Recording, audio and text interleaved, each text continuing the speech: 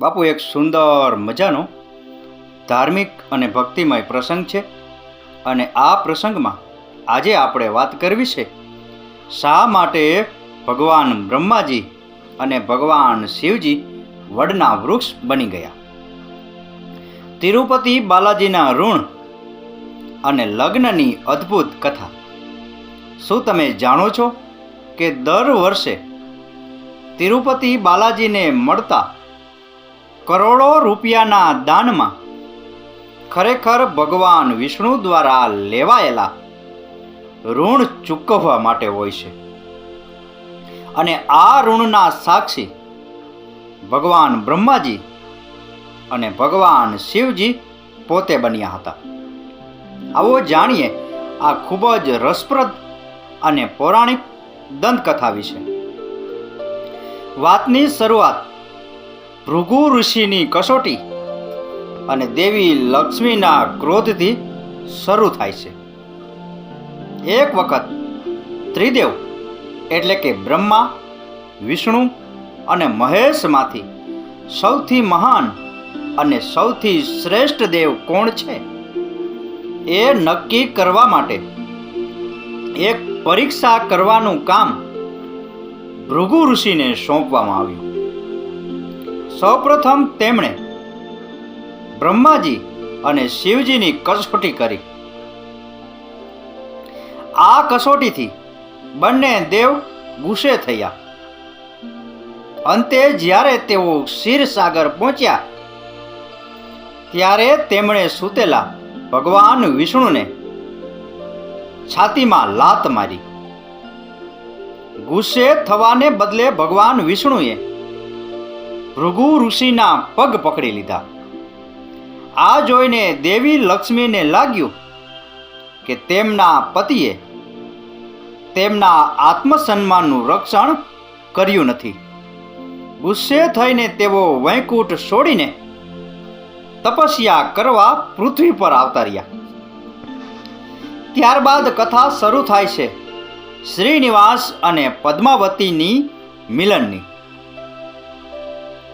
દેવી લક્ષ્મીની શોધમાં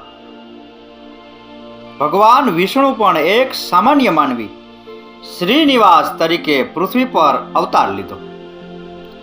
તે દરમિયાન દેવી લક્ષ્મીજીએ ચોલ રાજા આકાશ રાજાને ત્યાં પદ્માવતી તરીકે જન્મ લીધો. એક દિવસ જંગલમાં શિકાર કરતી વખતે શ્રીનિવાસે પદ્માવતીને બચાવી અને બંને પ્રેમ સંબંધ શરૂ થયો. ત્યારબાદની કથા છે કુબેરનું ઋણ અને દેવતાઓની સાક્ષી. જ્યારે શ્રીનિવાસ અને પદ્માવતીના લગ્ન નક્કી થયા ત્યારે ભગવાન હરિ, જે એક સામાન્ય માણસનું જીવન જીવતા હતા, તેમની પાસે લગ્ન માટે પૈસા નહોતા. ત્યારબાદ તેમણે યક્ષ રાજા કુબેર પાસેથી ઋણ લેવાનું નક્કી કર્યું.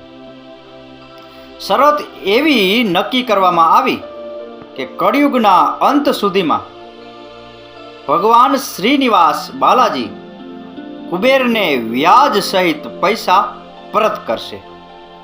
પણ આ ઋણ કોણ ચૂકવશે?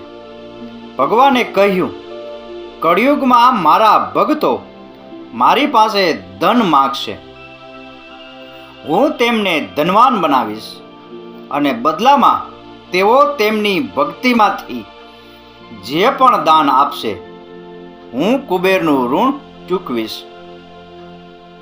ત્યારે ભગવાન બ્રહ્માજી અને ભગવાન શિવજી વડના ઝાડ તરીકે સાક્ષી બન્યા. કુબેર અને શ્રીનિવાસ વચ્ચેના આ કરારના સાક્ષી સ્વયં ભગવાન બ્રહ્માજી અને ભગવાન શિવજી હતા.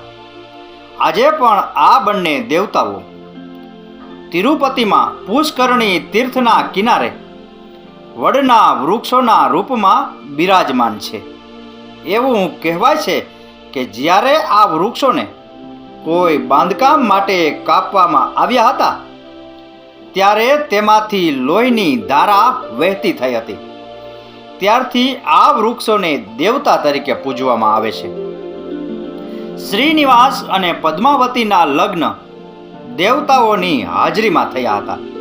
આજે પણ તિરુપતિ બાલાજી મંદિરમાં ભક્તો દ્વારા કરવામાં આવતું દાન આ દેવી ઋણ ચૂકવવાની પ્રક્રિયાનો એક ભાગ છે, જે કળિયુગના અંત સુધી ચાલુ રહેશે. જય શ્રી તિરુપતિ બાલાજી. તો બાપુ, આ હતો શા માટે ભગવાન બ્રહ્માજી અને ભગવાન શિવજી વડના વૃક્ષ બની ગયા. તિરુપતિ બાલાજીના ઋણ અને લગ્નની અદ્ભુત કથા વિશેનો પ્રસંગ. આ પ્રસંગ, આ કથા, આ વાર્તા પૂરેપૂરી સાંભળી એ બદલ આપનો ખૂબ ખૂબ આભાર. આપનો દિવસ શુભ રહે. મહાદેવ હર.